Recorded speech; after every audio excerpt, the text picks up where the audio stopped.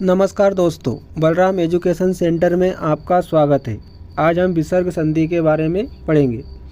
तो विसर्ग संधि की परिभाषा देखते हैं।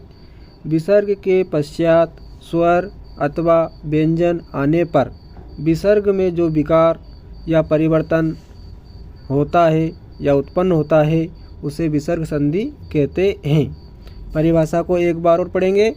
विसर्ग के पश्चात स्वर अथवा व्यंजन आने पर विसर्ग में जो परिवर्तन या विकार उत्पन्न होता है उसे विसर्ग संधि कहते हैं। विसर्ग संधि के नियम देखेंगे। पहला नियम है विसर्ग संधि का, यदि लघु आ के बाद विसर्ग हो और आगे वर्गों के तृतीय चतुर्थ पंचम वर्ण अथवा या रा ल वन हा में से कोई हो तो विसर्ग का ओ हो जाता है। या हम इसको इस प्रकार भी देख सकते हैं कि अगर किसी शब्द में ओ की मात्रा लगी हुई है और उसके बाद तृतीय चतुर्थ पंचम वर्ण या रा ला व हा हो तो उसमें विसर्ग संधि होती है। उदाहरण के तौर पर हम देख सकते हैं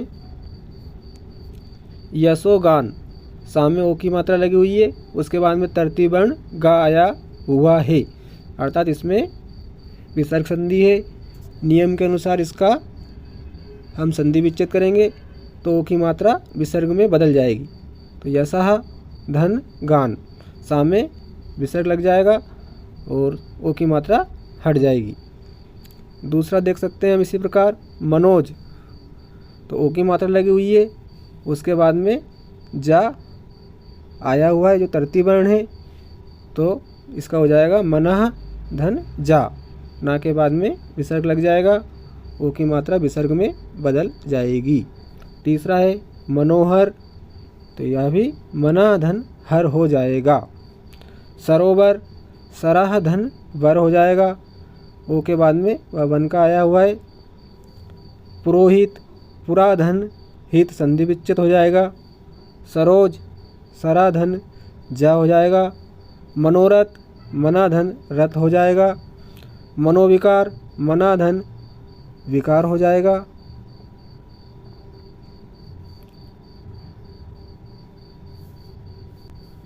अगला उदाहरण है यशोधरा, यशाधन धरा हो जाएगा।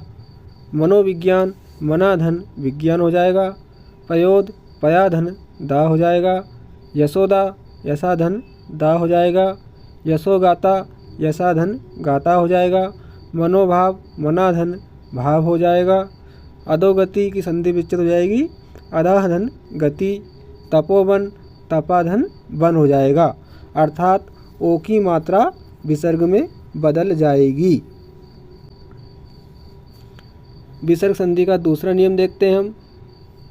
यदि विसर्ग के पूर्व लघु आ या दीर्घ आ को छोड़कर कोई अन्य स्वर आए और बाद में किसी वर्ग का तृतीय चतुर्थ पंचम वर्ण अथवा या रा ला व दा वर्ण आए तो विसर्ग के स्थान पर रा हो जाता है। इस नियम के अनुसार हम देख सकते हैं अगर आधा रा आता है तो वह विसर्ग में बदल जाता है। अर्ध रा के बाद में तृतीय चतुर्थ पंचम वर्ण या रा ला व दा वर्ण आए तो उसमें विसर्ग संधि होती है। उदाहरण में हम देख सकते हैं निर्धन, पंचम वर्ण आया है अर्ध रा के बाद, हमने नियम में पढ़ा था पंचम वर्ण आया है, इसमें विसर्ग संधि है और रा विसर्ग में बदल जाएगा तो निधन धन हो जाएगा। इसी प्रकार निर्मल, निधन मल हो जाएगा। दुर्घटना, दुधन घटना हो जाएगा, अर्ध रा विसर्ग में बदल जाता है। अगला उदाहरण देखते हैं हम। दुर्गुण, दुधन गुण हो जाएगा। निरर्थक, निधन अर्थक हो जाएगा। निराशा, निधन आशा हो जाएगा। निर्दोष, निर्दोष की संधि विच्छेद निधन दोष हो जाएगी। अंतर्गत अंतः धन गत हो जाएगा। निर्मम निधन मम। आशीर्वाद की संधि विच्छेद हो जाएगी आसीधन बाद। अंतर्निहित अंताधन निहित। अगला उदाहरण देखते हैं हम। निरक्षर तो निधन अक्षर हो जाएगा। दुराचार दुधन आचार हो जाएगा। निर्जीव निधन जीव हो जाएगा। दुर्व्यवहार दुधन व्यवहार हो जाएगा। नियम के अनुसार अर्धरा विसर्ग में बदल जाएगा। तीसरा नियम देखते हैं विसर्ग संधि का। यदि विसर्ग के बाद चा अथवा छा आने पर विसर्ग का अर्ध सा हो जाता है। उदाहरण में हम देख सकते हैं जैसे निश्चल सा अर्ध सा आया हुआ है शक्कर वाला, तो वह विसर्ग में बदल जाएगा निधन चल। अर्ध सा के बाद चा और छा आने पर उस शब्द में विसर्ग संधि होती है। दूसरा उदाहरण हम देख सकते हैं दुष्चरित्र। अर्ध सा के बाद में चा आया हुआ है नियम के अनुसार, इसमें विसर्ग संधि है और सा विसर्ग में बदल जाएगा तो दु धन चरित्र संधि विच्छेद हो जाएगी। निश्चल निधन छल हो जाएगा। निश्चय निधन चय संधि विच्छेद हो जाएगी। अर्ध सा शक्कर वाला विसर्ग में बदल जाएगा नियम 3 के अनुसार। नियम 4 देखते हैं हम विसर्ग संधि का। नियम 4 विसर्ग के बाद पा फा अथवा का खा आने पर विसर्ग के स्थान पर सा षटकोण हो जाता है। या हम इसको इस प्रकार देख सकते हैं, अगर किसी संधि शब्द में अर्ध सा षटकोण वाला आता है, उसके बाद में पा फा का खा आते हैं तो उसमें विसर्ग संधि होती है और अर्ध सा षटकोण वाला विसर्ग में बदल जाता है। जैसे निष्प्राण तो निधन प्राण, सा के बाद में पाया हुआ है तो सा विसर्ग में बदल जाएगा। इसी प्रकार निष्कपट निधन कपट हो जाएगा। अर्ध सा के बाद में का आया हुआ है नियम के अनुसार। निष्कंटक तो निधन कंटक हो जाएगा, विसर्ग लग जाएगा नी में। दुष्परिणाम दु धन परिणाम हो जाएगा। दुष्प्रभाव दु धन प्रभाव हो जाएगा।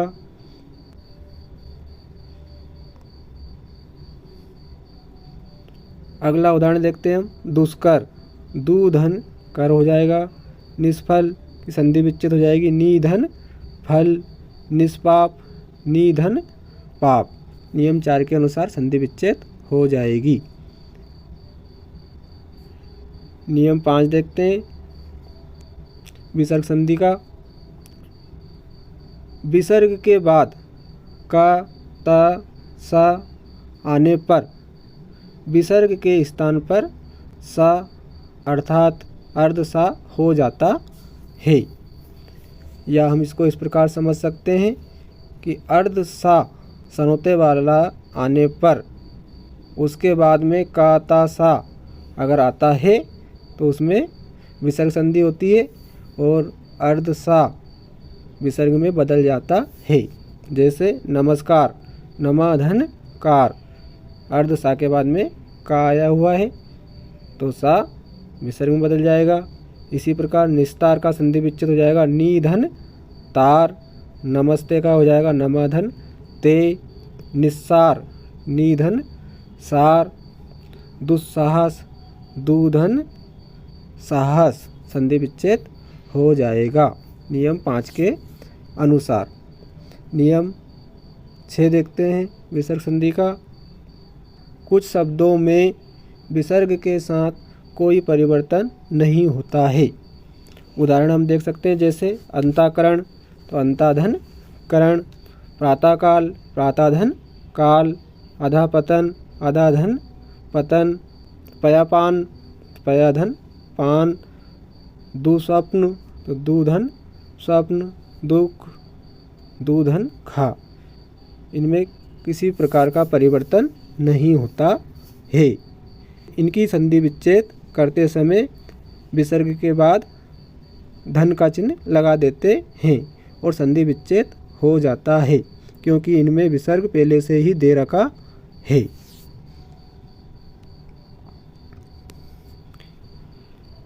विसर्ग संधि का 7वां नियम देखते हैं हम।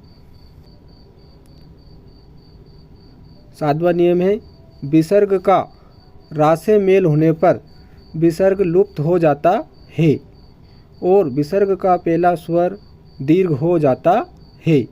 उदाहरण में हम देख सकते हैं या हम इसको इस प्रकार समझ सकते हैं कि अगर ना में दीर्घ ई की मात्रा लगी हुई है, उसके बाद में रा आता है तो उसमें विसर्ग संधि होती है और दीर्घ ई की मात्रा संधि विच्छेद करते समय लघु ई में बदल जाती है और उसके बाद विसर्ग लग जाता है। उदाहरण में हम देख सकते हैं जैसे निरोग, तो इसका संधि विच्छेद हो जाएगा नी धन रोग। दीर्घ नी आया था, उसके बाद में रा आया था, तो दीर्घ नी लघु नी में बदल गई, उसके बाद में विसर्ग लग जाएगा और धन के बाद में रोग। नीरस, इसी प्रकार नीरस में देखते हैं हम, नी धन रस हो जाएगा, दीर्घ नी लघु नी में बदल गई। इसी प्रकार हम देख सकते हैं नीरव, तो नी धन रव हो जाएगा।